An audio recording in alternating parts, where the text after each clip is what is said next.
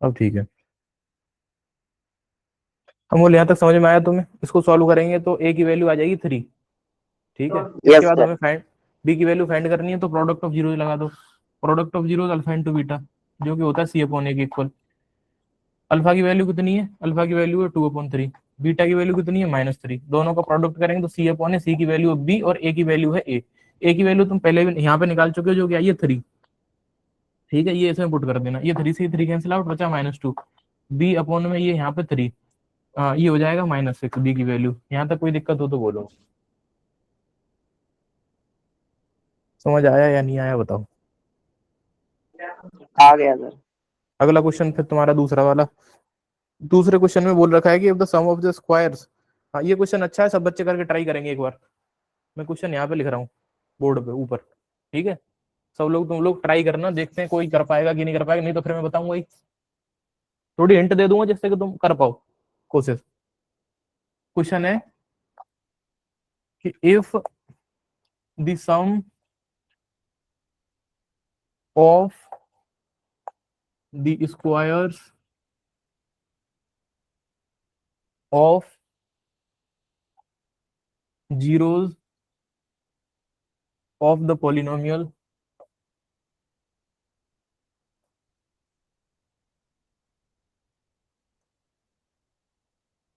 fx is equals to x square minus 8x plus k. ये हमारा मतलब वो दे रखा है पॉलिनोमियल, इसके जीरोज का स्क्वायर का सम, जीरोज के स्क्वायर का सम दे रखा है 40 इज 40। फाइंड के, फाइंड द वैल्यू ऑफ के, वैल्यू ऑफ के। अमूल, इसमें एक हिंट दूं मैं? बताओ, उसके बाद खुद से ट्राई करोगे क्या? Yes sir. पहली वाली जो लाइन है ना, if the sum of the squares of zeros, इसका मतलब समझा देता हूं, फिर तुम इसको शायद है कि कर पाओ। अगर जीरोज है अल्फा बीटा, हमने बोला लेट से zeros are alpha beta, let alpha beta be the zeros of f x. ये पॉलिनोमियल एफ एक्स दे रखा है, इसके जीरोज हमने क्या मान लिए? अल्फा और बीटा। तो तुम्हें गिवन पता है क्या है? Alpha square plus beta square. ये तुम्हें 40 दिया है, इसका मतलब ये है, बोला है कि if the sum of the squares of zeros, zero का स्क्वायर का, जीरो का स्क्वायर अल्फा और बीटा जीरोज हैं तो उनका स्क्वायर हुआ अल्फा स्क्वायर बीटा स्क्वायर, उनका सम इस पॉलिनोमियल के, वो दे रखा है 40। ठीक है, ये वैल्यू 40 दे रखी है, तो के की वैल्यू निकालो। अब तुम्हें अगर ध्यान हो कि ये जो वैल्यू है ये अल्फा प्लस बीटा का होल स्क्वायर खोलते हैं तो उसमें आती है कहीं ना कहीं। इसका आंसर क्या आएगा? मानसी, समझ में आ रहा है कि नहीं आ रहा? बताओ। यस सर, ट्राई कर रही हूँ। हाँ, करो करो ट्राई।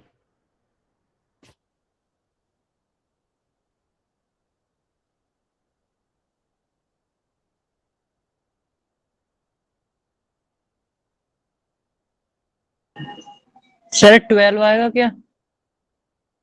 मे बी, देखते हैं। इसकी जो वैल्यू है, आइडेंटिटी से हम लिख सकते हैं अल्फा प्लस बीटा का होल स्क्वायर -2 अल्फा बीटा, उस दिन हमने लिखी थी। अल्फा प्लस बीटा का होल स्क्वायर आइडेंटिटी खोली थी, alpha square plus beta square -2 plus 2 alpha beta होता है, तो माइनस में आ जाएगा वो जो प्लस का 2 अल्फा बीटा होता है उधर से, तो इसकी जगह पे ये लिख जाएगा इक्वल्स टू में 40। Alpha plus beta minus B upon A होता है, बी की वैल्यू -8 है, तो ये हो जाएगा +8। ठीक है, -2 into alpha into beta C upon A होता है, जो कि हो जाएगा के अपॉन 1 यानी के। 8 का स्क्वायर हो गया 64। हाँ सही बात है, तुम्हारा आंसर सही है, 12 ही आएगा।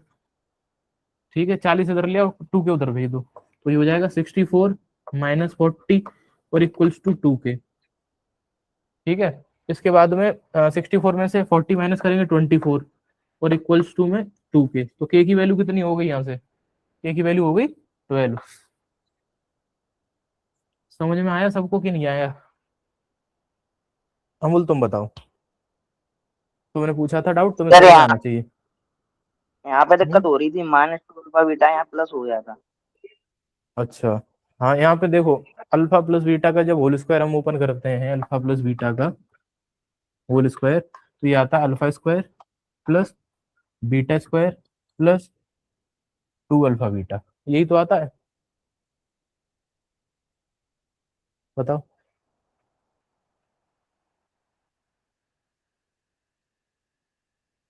अगर इसमें हम alpha square plus beta square की वैल्यू देखेंगे तो ये 2 अल्फा बीटा इधर आके माइनस हो जाएगा, ठीक है।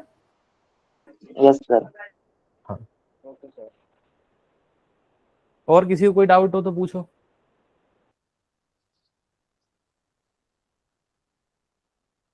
अगला क्वेश्चन लिखो,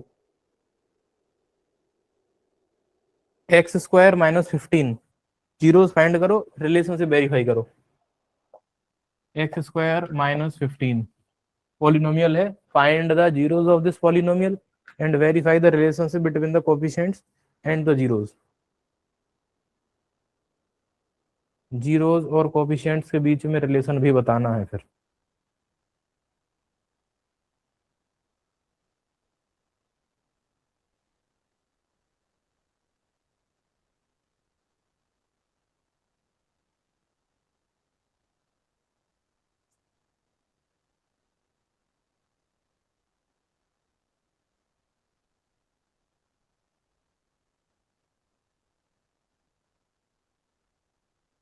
कैसा क्वेश्चन कराया है मैंने? हो गया सर। हो गया ना, गुड। जिस बच्चे का नहीं हो मुझे बता देना, अगर किसी बच्चे को नहीं आता है तो मुझे एक बार बोल देना, मैं बता दूंगा।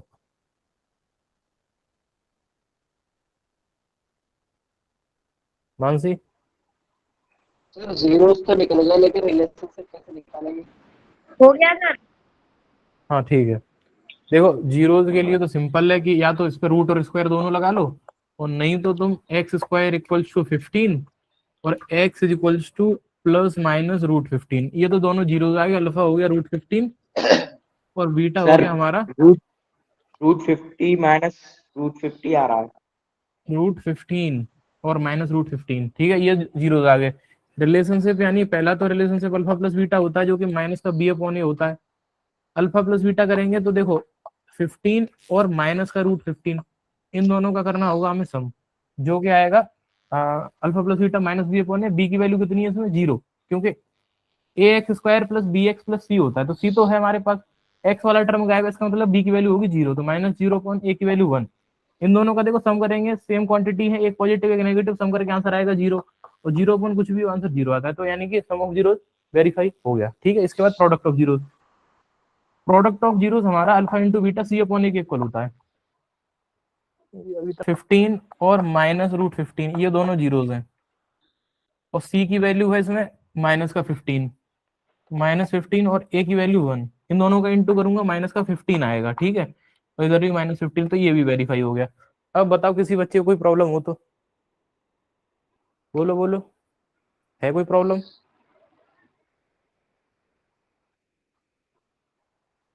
रजत समझ में आ गया? यस सर, आ गया। अच्छा ठीक है, गुड। तो फिर अगला क्वेश्चन बोलूं फिर मैं? बोलो सर। Yes sir.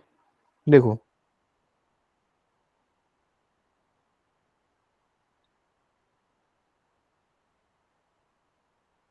लिखो, if alpha comma beta are the zeros of a polynomial,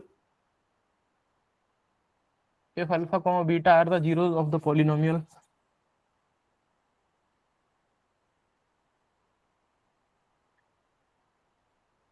px equals to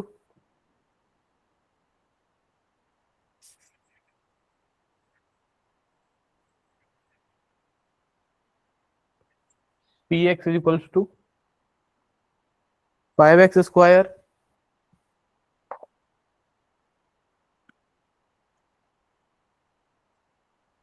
minus 6x plus 1, find the value of alpha plus beta plus alpha into beta. ऐसा ही question मैंने पहले भी कराया है, शायद ध्यान हो तुम्हें, होमवर्क में दिया था शायद, याद है या नहीं है?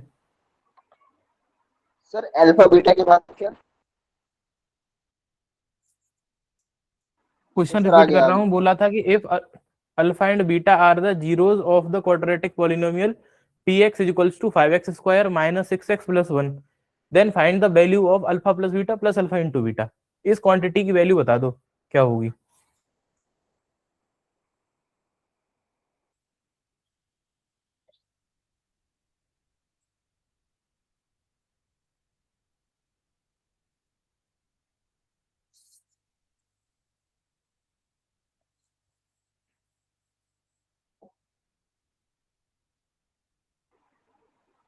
सर 7/5।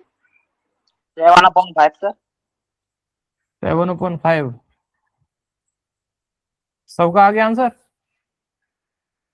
या कोई ट्राई कर रहा है अभी भी, still trying. Alpha plus beta minus B upon A होता है, minus B upon A B और C, plus alpha into beta C upon A होता है 1/5। ये माइनस माइनस प्लस 6/5 हो गया और प्लस ये 1/5 हो गया, दोनों को ऐड करेंगे तो आंसर 7/5 आ जाएगा। सही जवाब। नेक्स्ट क्वेश्चन है इफ अल्फा, बोल रहा हूँ लिखना बच्चों, if alpha beta are the zeros of the polynomial, if alpha beta are the zeros of the polynomial px is equals to kx square sir दोबारा बोलना। 30x plus 45k, if alpha comma beta are the zeros of the polynomial px is equals to kx square minus 30x plus 45k।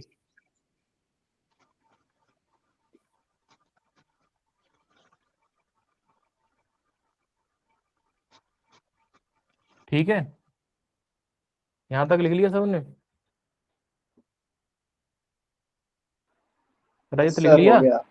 हाँ if फिर आगे लिखो and alpha plus beta equals to alpha into beta, alpha plus beta is equals to alpha into beta. इसमें हमें given है condition कि alpha plus beta alpha into beta के equal है, alpha plus beta alpha into beta के equal है। Then find the value of K, then find the value of के।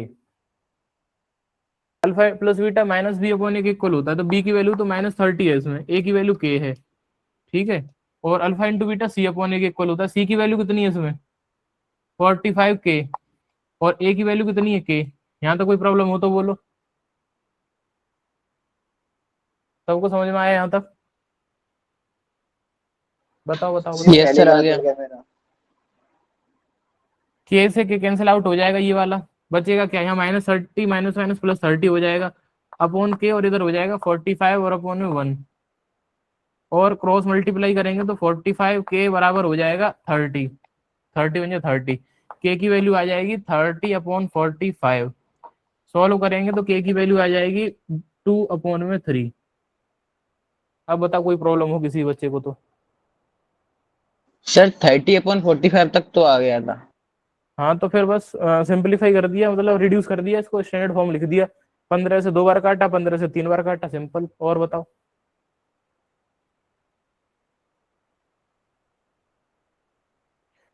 अगर यहाँ तक समझ में आ गया है तो फिर क्वेश्चन खत्म, फिर अगला क्वेश्चन पे आते हैं हम लोग।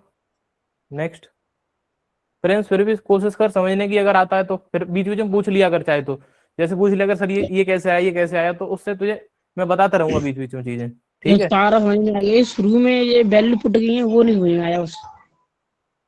वैल्यू बेटा ऐसा होता है, देख जो पॉलिनोमियल तुम्हें गिवन होता है ना, जैसे ये वाला क्वेश्चन था, ये वाले क्वेश्चन में तो ये पॉलिनोमियल गिवन था, एक्स स्क्वायर के साथ जो मल्टीप्लाई वो ए होता है, एक्स के साथ बी होता है, और अकेला वाला सी होता है, ये एक तो ध्यान रख ले।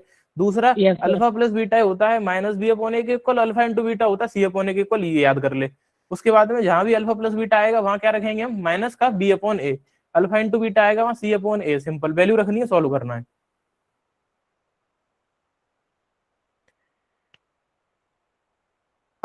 नैतिक समझ में आ गया तुम्हें? तुम्हारा माइक ऑन नहीं हो रहा है, चलो कोई बात नहीं। आ गया सर। अच्छा हो गया, आ गया, ठीक है। ये बताओ वीडियो क्वालिटी सही आ रही है? ऐसा तो नहीं है कि ब्लर दिख रहा हो कुछ थोड़ा बहुत किसी बच्चे को? नो नहीं सर। सर। हाँ फिर ठीक है।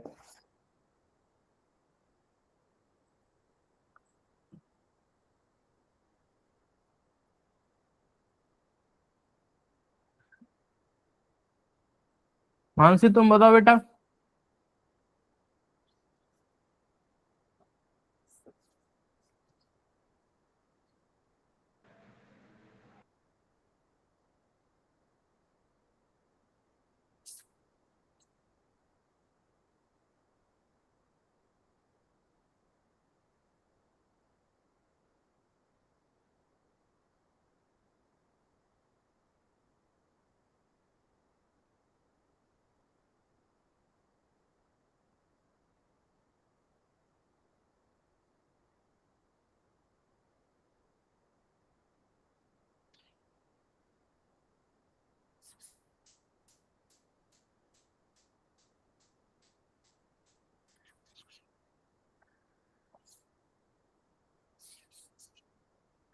ठीक है, फिर मैं अगला क्वेश्चन बोल रहा हूँ बच्चों, तुम लोग लिखो।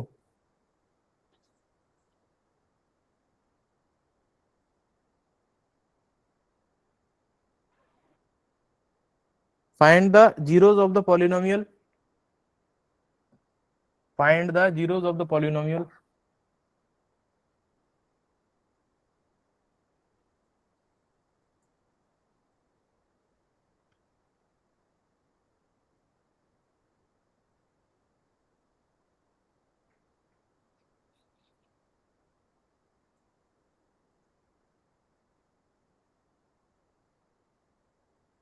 4x square plus 4x minus 3 and verify the relationship between the zeros and the coefficients.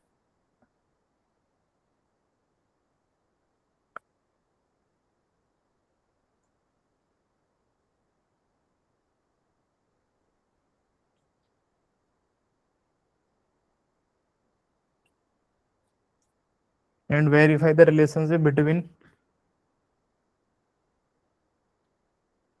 zeros and coefficients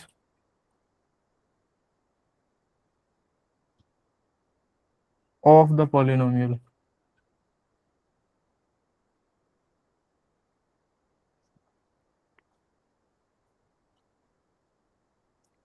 पहले जीरो फाइंड करो इस पॉलिनोमियल के और रिलेशनशिप वेरीफाई करके बताओ। 4x square plus 4x minus 3, ये तो जीरो मतलब पॉलिनोमियल है, इसके जीरो निकालने तो इक्वल टू लिखेंगे जीरो, फिर करेंगे फैक्टर। इसके फैक्टराइज करने के लिए हमें बीच वाले टर्म को ऐसे तोड़ना है कि दोनों का मल्टीप्लाई ए और सी के मल्टीप्लाई यानी 12 के इक्वल आए या माइनस के 12। तो इसको मैं माइनस का सॉरी प्लस का 6x और माइनस का 2x तोड़ सकता हूँ, क्योंकि 6 में से 2 घटाएंगे 4 आ जाएगा, 6 और 2 का इंटू करूंगा -12 आ जाएगा, जो कि ए और सी का इंटू है। फिर कॉमन लेंगे, 4 में और 6 में 2 कॉमन आता है और एक्स स्क्वायर एक्स में एक्स आता है, तो यहाँ बचेगा एक 2 और एक एक्स, यहाँ बचेगा प्लस का 3। इन दोनों में से माइनस कॉमन आ रहा है और कुछ कॉमन नहीं आता तो 1 ले लेते हैं। ठीक है, तो 1 तो क्योंकि होता ही है कॉमन, तो यहाँ पे बचेगा 2x और यहाँ बचेगा प्लस का 3 इक्वल टू 0। फैक्टर्स आ गए। सर बताओ बताओ अमूल क्या कह रहे हो। हो गया सर, ये बोल रहा हम्म हो गया सर, ये बोल रहा अच्छा हो गया। तो अब एक काम करेंगे, हम इसको भी 0 के इक्वल रखेंगे, कॉमा ये भी 0 के इक्वल। यहाँ से दो वैल्यूज निकलेंगी, एक्स की एक वैल्यू आएगी माइनस का 3/2 और एक एक्स की जो है वैल्यू आएगी 1/2। दो वैल्यूज आ गई, एक तो 3/2 माइनस का और एक प्लस का 1/2। ये अल्फा हो गया, ये हमारा बीटा हो गया। ठीक है, सर। एक का नाम अल्फा, निकल गया। गुड, और एक का नाम बीटा। ठीक है, इसके बाद हम सम निकालेंगे इनका। तो जो सम होता है जीरोज का वो होता है -b/a के। सम करेंगे तो -3/2 प्लस 1/2 होगा इधर। माइनस बी की वैल्यू इस पॉलिनोमियल में कितनी है, तो 4 है, माइनस का 4 अपॉन, और ए की वैल्यू कितनी है, वो भी 4 है, तो यहाँ पे भी 4 आ जाएगा। इन दोनों को ऐड करेंगे तो ये होगा माइनस का 2/2, -3 + 1 -2 बचेगा, और यहाँ पे इससे से काटेंगे तो 1 बार कट जाएगा, इससे ये भी 1 बार मतलब रिड्यूस हो जाएगा, तो -1 इधर भी -1। तो यानी कि रिलेशन से वेरीफाई हो गई, alpha plus beta minus b/a के इक्वल आ गया। समझ में आ रही बात कि नहीं आ रही प्रिंस। यस सर, आ रही है। इसके बाद में दोनों का करेंगे प्रोडक्ट, ये होता है सम ऑफ जीरोस। इसके बाद एक होता है प्रोडक्ट ऑफ जीरो यानी अल्फा इंटू बीटा, ये होता है सी अपॉन ए के इक्वल। अल्फा की वैल्यू कितनी आई है -3/2, बीटा की वैल्यू 1/2 और सी की वैल्यू कितनी दी है इसमें -3, ए की वैल्यू कितनी दी है 4। इन दोनों का मल्टीप्लाई करूंगा 3 वन जा 3, 2 2 जा 4 और इधर तो -3/4 है ही। देखो दोनों तरफ बराबर आ गया, यानी कि ये वाली मतलब रिलेशनशिप भी वेरीफाई हो गया, product of zero C upon A के इक्वल होता है। अब एक ये वाला क्वेश्चन लिखो, if alpha and beta are the zeros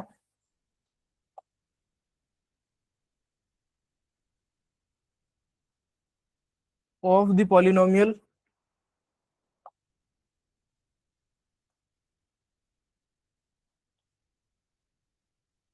x square plus x minus 2, then find the value of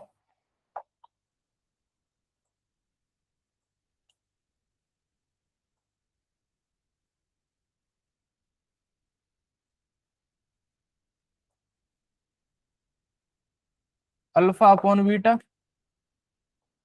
plus beta upon alpha. इसकी वैल्यू फाइंड करनी है तुम्हें। मानसी तुम बताओ बेटा, कितने क्वेश्चंस हो पाए तुमसे? सर आज के तो सारे हो गए।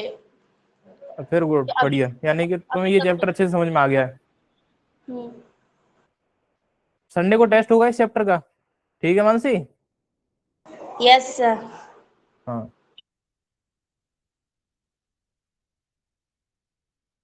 एलसीएम लेंगे बीटा अल्फा, यहाँ पे अल्फा स्क्वायर होगा, यहाँ प्लस का बीटा स्क्वायर होगा, ठीक है। अब तुम्हें एक चीज पता चल चुकी है क्या, कि alpha square plus beta square की जगह हम ये लिख लेते हैं जब ये आ जाए तो, क्या अल्फा प्लस बीटा का होल स्क्वायर -2 अल्फा बीटा, ये चीज लिख लेते हैं। अब इसमें ऐसी कोई चीज नहीं है जिसकी तुम वैल्यू यहाँ से निकाल के नहीं पुट कर सकते। बीटा इंटू अल्फा या अल्फा इंटू बीटा एक ही बात होती है, क्योंकि मल्टीप्लीकेशन जो है रियल नंबर्स का कम्यूटेटिव होता है, आगे पीछे लिख सकते हैं, ठीक है। तो यानी कि इस जगह पे सी अपॉन ए आ जाएगा, alpha plus beta minus B upon A, alpha into beta C upon A, values put करेंगे। अल्फा प्लस बीटा होता है minus B upon A, B की वैल्यू कितनी है 1 और ए की वैल्यू कितनी है 1, तो यहाँ आ जाएगा -1, -1/1 यानी -1, ठीक है। माइनस का बी अपॉन ए की वैल्यू 1 है तो -1/1, -2 into alpha into beta C upon ए, सी कितना है -2 तो -2/1, ठीक है। 1 अपॉन डिनोमिनेटर लिखो या मत लिखो, कोई प्रॉब्लम नहीं है उससे। Alpha into beta C upon ए जो कि -2/1 यानी -2। इसे सॉल्व करोगे आगे फर्दर तो ये आएगा -1 का स्क्वायर +1 हो गया, और ये 2 2 जा प्लस का 4 हो गया, -2 इंटू -2 +4 अपॉन -2, ठीक है। आंसर आ गया -5/2। बता कोई प्रॉब्लम हो तो। ये किसी का आंसर आया -5/2 या नहीं आया? बताओ बच्चों। आ गया था सर। अच्छा ठीक है, रजत तुम्हारा गलत आया, इसका मतलब 3/2 बता रहे थे शायद तुम माइनस का, हाँ सर गलत आया है। तो तुम्हें बेटा जीरो निकालने में प्रॉब्लम होगी, मुझे तो ऐसा लग रहा है। लेकिन ये कॉन्सेप्ट याद रखो, देखो कम से कम नहीं तो हमने कल से 10-12 कुछ ज्यादा ही कर लिए होंगे क्वेश्चन, 10 से तो ज्यादा कर दिए ऐसे क्वेश्चन जिनमें हमने डायरेक्ट जीरो निकालने की बजाय रिलेशनशिप यूज किया है, क्योंकि मैं तुम्हें इसकी आदत डलवाना चाह रहा हूँ। बोर्ड में अगर क्वेश्चन आएगा, ऐसा क्वेश्चन एक आना है निश्चित है, ठीक है, 3 नंबर का है ये क्वेश्चन, पूछा हुआ प्रीवियस ईयर का ये। तो अगर ऐसा क्वेश्चन आएगा तो तुम क्या करोगे, सीधा रिलेशनशिप लगा के डायरेक्ट वैल्यूज रख के आंसर निकाल दोगे। जीरो निकालने जाओगे थोड़ा सा लेंदी पड़ता है, क्योंकि ये कैलकुलेशन तो तुम्हें करनी पड़ेगी, यहाँ वैल्यू रखोगे लाके एलसीएम वेलसीएम ले, कैलकुलेशन तो तुम्हें करनी ही है, ठीक है। जीरो से निकालने वाला एक्स्ट्रा मतलब टाइम खा जाएगा तुम्हारा, और टाइम मैनेजमेंट का खेल है, पेपर लेंदी आता है, ध्यान रखना इस चीज का, ठीक है बच्चों।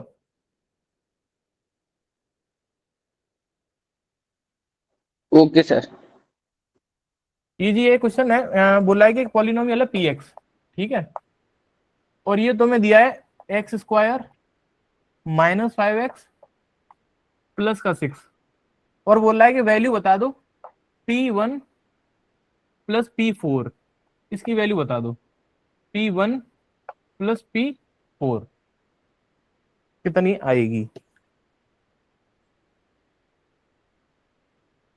समझ पाए बच्चों या सर नहीं पी समझ पाए यहाँ पे क्वेश्चन? 0 है। नहीं मतलब P जो है ना ये पॉलिनोमियल है, P और ब्रैकेट में X, ये पॉलिनोमियल को डिनोट करता है। ये P जो है जीरो नहीं है, ये P जो है डिनोट कर रहा है एक पॉलिनोमियल है। पॉलिनोमियल की वैल्यू जब x की वैल्यू 1 है तब कितनी होगी, इसका मतलब ये है P1 का मतलब क्या है, value of polynomial when x is 1, क्योंकि यहाँ पे x लिखा है वहां क्या लिखा है, यहाँ 1, यहाँ x लिखा है वहां क्या लिखा है 4। समझ में आई बात? सचिन आ गई सर। बोलो बोलो। हाँ तो बताओ मुझे आंसर। रजत हो जाएगा?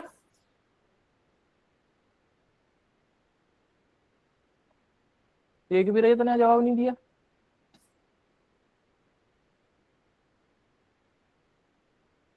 दोनों रजत बताओ। सर आंसर 2 आया है। अच्छा सर आंसर आ आंसर गया तुम्हारा 2। फाइनल? सर पहले P1 का 2 है, P2 का 0 है। P4 बेटा, 2 तो निकालना ही नहीं है। देखो P1 का मतलब है कि यहाँ पे 1 रख दो तो एक्सेस की जगह पे पूरे में 1 हो जाएगा। समझ में आ रही बात कि नहीं आ रही? इसमें तुम 1 रख दो तो ये हो जाएगा 1 का स्क्वायर -5 × 1 प्लस का 6 प्लस P जो 4 है ना हमारा, इसमें एक्स की जगह 4 रखेंगे तो 4 का 2 ही आ स्क्वायर रहा है P4 का 2। आंसर 4 आएगा। -5 × 4 plus 6।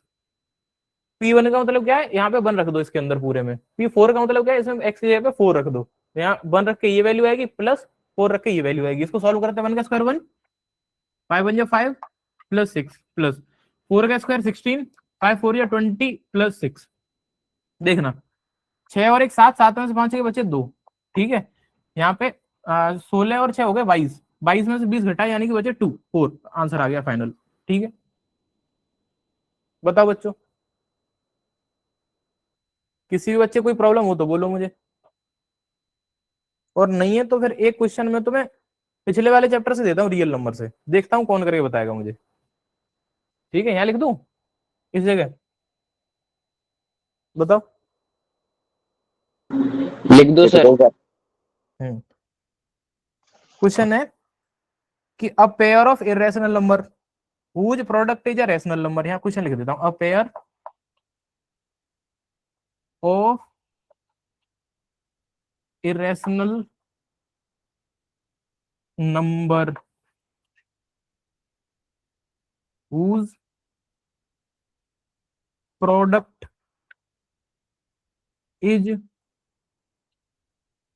a rational number, whose product is a rational number। ठीक है, ऑप्शंस आर √16, √4,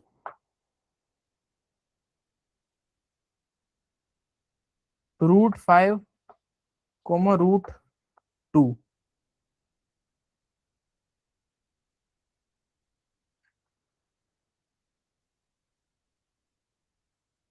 √3, √27, और चौथा ऑप्शन है √36, √2। अब मुझे बता दो कौन सा ऑप्शन चूज करोगे और क्यों करोगे, रीजन भी चाहिए साथ में। बताओ बच्चों, कौन सा ऑप्शन चूज करोगे और क्यों करोगे? D option sir, sorry C √3 और सी। √27 वाला। और किसी बच्चे का कोई और आंसर हो तो बताओ, रजत ने तो ये चुना है सी। और किसी बच्चे का कोई और आंसर आ रहा हो तो बोलो मुझे।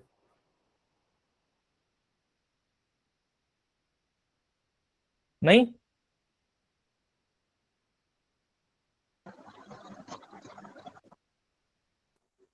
सर यही वाला लग रहा है। यही लग रहा है। और कोई बच्चा, मानसी तुम कौन से ऑप्शन के साथ जाओगी? लॉजिक चाहिए मुझे प्रॉपर, ऐसा नहीं सबने बोल दिया तो यही होगा।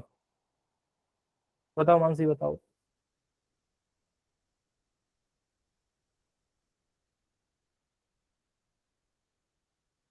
मानसी,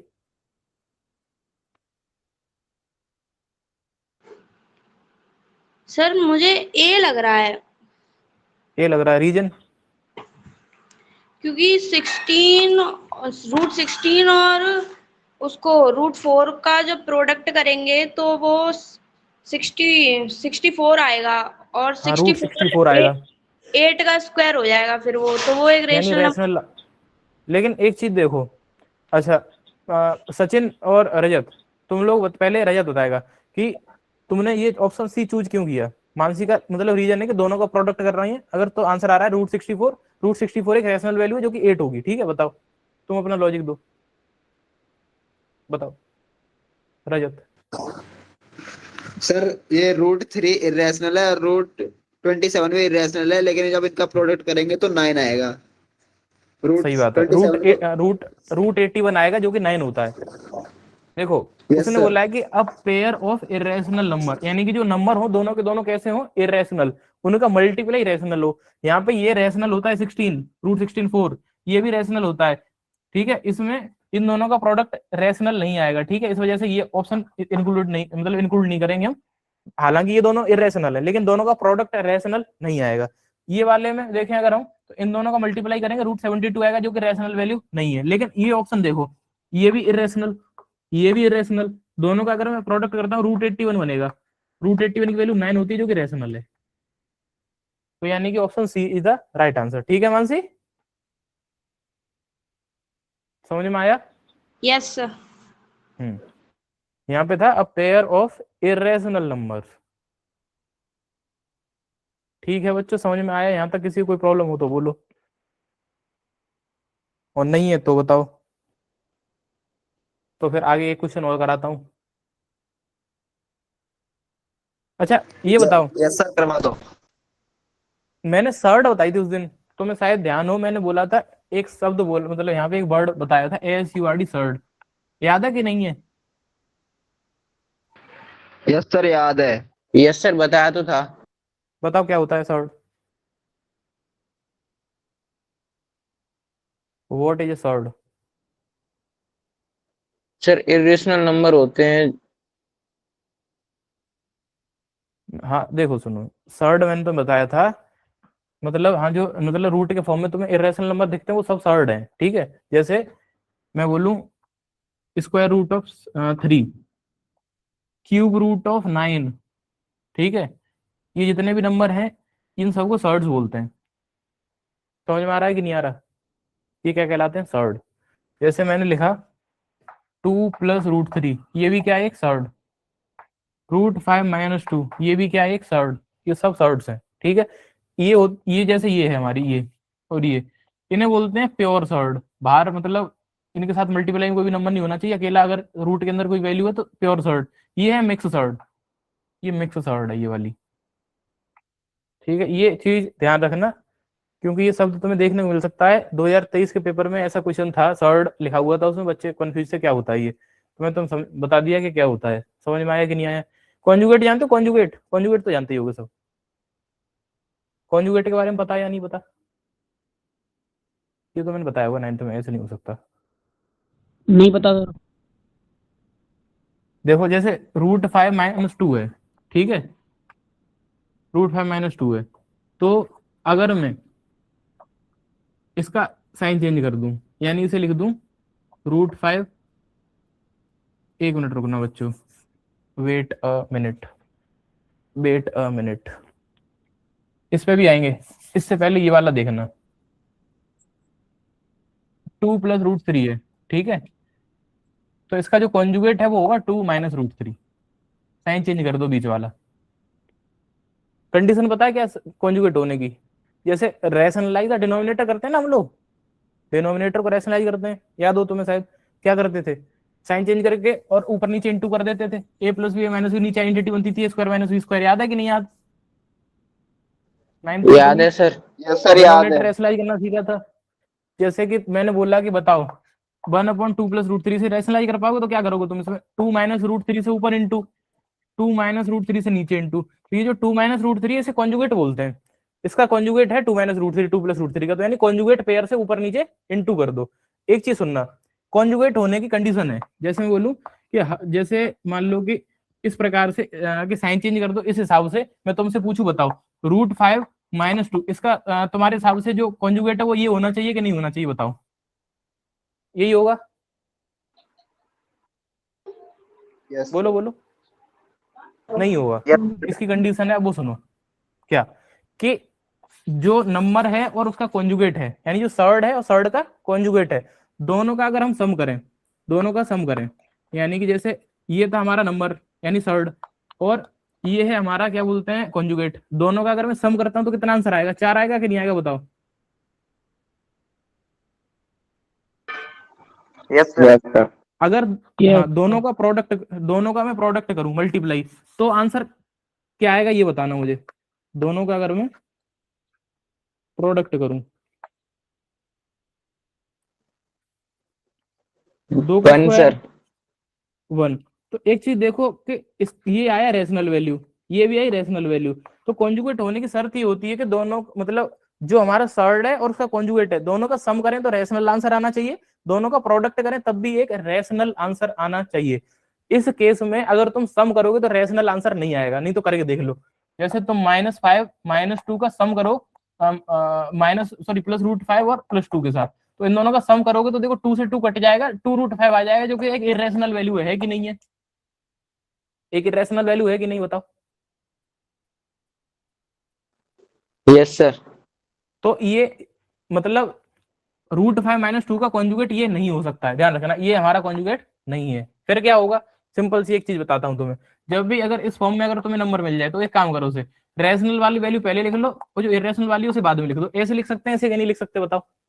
-2 + √5 लिख सकते हैं कि नहीं, बोलो? Yes sir. लिख सकते हैं। तो अब साइन चेंज कर दो, तो -2 -√5 ये इसका कॉन्जुगेट होगा, इसका कॉन्जुगेट ये होगा। दोनों का प्रोडक्ट करके देख लो, दोनों का सम करके देख लो, आंसर आएगा रैशनल। ठीक है, समझ में आई बात? कॉन्जुगेट का मतलब समझ में आ गया तुम्हें? बोलो बच्चों।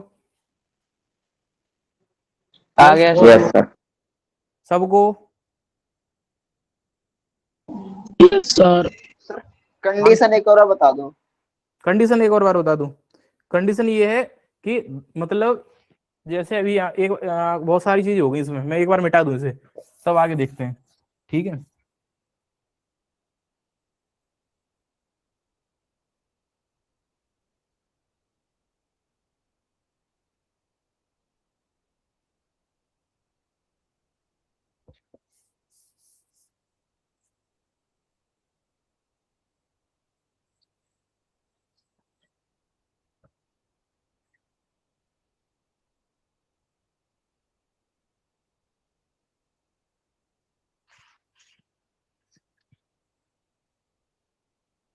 देखना बच्चों ध्यान से।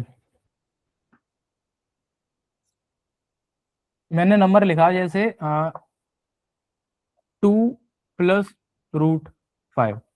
ठीक है, तो मैं पूछूं इसका कॉन्जुगेट कितना होगा? सिंपल, कुछ नहीं करना, साइन चेंज कर दो। इसका कॉन्जुगेट होगा 2 - √5। 2 - √5। कॉन्जुगेट एक चीज चेक करनी होती है कि दोनों का अगर सम करो, क्या करो, दोनों का सम, तो सम आना चाहिए रैशनल। ठीक है, जो तुम्हारा सर्ड है उसका और उसके कॉन्जुगेट का, और प्रोडक्ट करो तब भी आना चाहिए रैशनल। किसका किसका? सर्ड का और उसके कॉन्जुगेट का। समझ में आया कि नहीं आया? इसी वजह से जब मैंने बोला था कि 2 माइनस ये क्या बोलते हैं इसको, √5 लिखा हुआ है, जब एक सेकेंड, तो √5 - 2 लिखा है, जैसे √5 - 2, मैं पूछू इसका कॉन्जुगेट क्या है? √5 - 2 का कॉन्जुगेट क्या है? तो √5 - 2 का कॉन्जुगेट √5 + 2 नहीं होगा, ध्यान रखना। उसका रीजन क्या है? रीजन ये है कि दोनों का अगर हम सम करेंगे तो वो रैशनल नहीं आ रहा है, इरेशनल आ रहा है। ठीक है रजत, दोनों का सम करेंगे तो एक इरेशनल वैल्यू मिल रही है, रैशनल नहीं मिल रही। बताओ कोई दिक्कत हो तो बोलो। नो सर, कोई दिक्कत नहीं। हाँ, तो दोनों का सम और दोनों का प्रोडक्ट करने पे हमें कैसा मिलना चाहिए? रैशनल वैल्यू मिलनी चाहिए। ठीक है, ये हमारे कॉन्जुगेट होने की कंडीशन है। मानसी तुम बताओ, मुझे कोई प्रॉब्लम हो तो बोलो एक बार। नो सर, कोई प्रॉब्लम। हाँ, तो मैंने तुम्हें सर्ड और कॉन्जुगेट का कॉन्सेप्ट समझा दिया अच्छे से, साथ में हमने काफी क्वेश्चन कर लिए आज चैप्टर 2 के पॉलिनोमियल्स के। इतना अगर जितना आज मैंने करा दिया है और कल मैंने कराया था, ये सब अगर तुम क्वेश्चंस आने लगे अच्छे से तो समझ लो कि तुम्हारा चैप्टर 2 तैयार है। ठीक है, बस जितने क्वेश्चन ज्यादा प्रैक्टिस कर सकते हो वो और अच्छी बात है। ठीक है, तो अगर तुम्हारे पास साइड बुक है RS अग्रवाल, RD शर्मा, उनमें से ये जो क्वेश्चन है मतलब क्वाड्रेटिक पॉलिनोमियल और उसके जीरोज और रिलेशनशिप पे बेस्ड, जितने कर पाओ कर लेना, सारे कर लेना। ठीक है, क्यूबिक पॉलिनोमियल के करना मत, बोर्ड में आते नहीं है, डिलीटेड है। ठीक है, सिर्फ क्वाड्रेटिक पॉलिनोमियल ओनली। यहाँ तक कोई प्रॉब्लम हो तो बताओ। सर सेकंड चैप्टर के नहीं करने? सेकंड चैप्टर का ही बता रहा हूँ बेटा मैं, चैप्टर नंबर 2 में क्वाड्रेटिक पॉलिनोमियल ओनली। ठीक है, ओके सर। हाँ, कुछ पूछना हो किसी को तो बताओ, नहीं तो फिर क्लास समाप्त करते हैं आज। और क्वेश्चन कर लेना तुम लोग अपनी साइड बुक से जितने कर पाओ। ठीक है, कल मिलते हैं फिर।